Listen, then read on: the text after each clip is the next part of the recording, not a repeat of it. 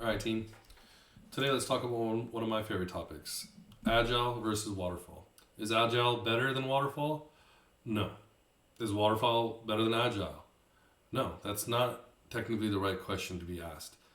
The truth is, these two things are really used for different things, right? And when companies want to move toward Agile and they have a hard time doing it, it's because the nature of their business perhaps isn't really allowing for that. So it's better to understand kind of how they're used and what they're used for rather than understanding what's more efficient. Because I'll tell you, I'm a waterfall technologist, and to say Agile is more efficient than what I do is a little bit insulting, because in the given time with a given team, you can actually accomplish more than you even originally set out for, versus Agile, where everything is so measured, right? So sometimes there's a little bit of bonus that you get if you're a waterfall client. So Agile believes in minimal viable product, right? MVP, always delivering a little bit constantly, right? Now, Waterfall has a predefined scope. So if a client or customer wants it within a given amount of time, then they got to throw more resources at it, right?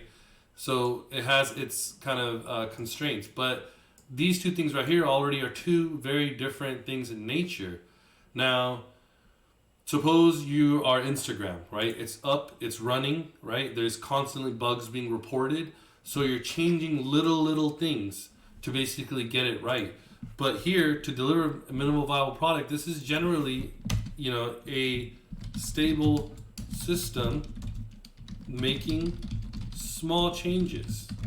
Like most website teams are going to be agile, right? Because they're making small. You can have a huge overhaul. Yeah, I'm sure you can definitely do that. But generally, web teams are agile because the web site is up, it's running. You got to make little changes to it. There's constantly delivery that you can do against it. Now, if you don't have a website, suppose you don't have even the infrastructure to even build the website, right? And nothing is even up yet. How are you going to deliver a minimal viable product with nothing existing, right? There's something called Sprint Zero, right? Where Sprint Zero has more scope than the rest, and then you move into Sprint One, where Sprint Zero maybe takes like a month or two, and then each sprint is then 2 weeks. But Waterfall, that's kind of what Waterfall is for. It's predefined scope.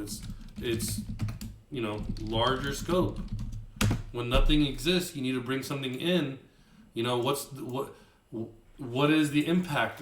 Sometimes in Waterfall, a lot of the analysis that you do is just analyzing the business to make sure that your solution that you're bringing in is going to fit, right? So Waterfall teams are generally supposed to be more independent. Now, Agile believes in constant communication and working cohesively. Now, I personally am a data consultant, and when I work with my clients, they expect me to know what I'm doing.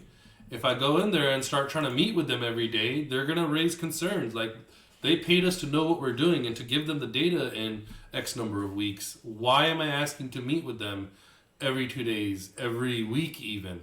They just want to know when it's done because that's how they've paid me. Okay? So you can't be agile all the time. Even sometimes it seems like it's more efficient.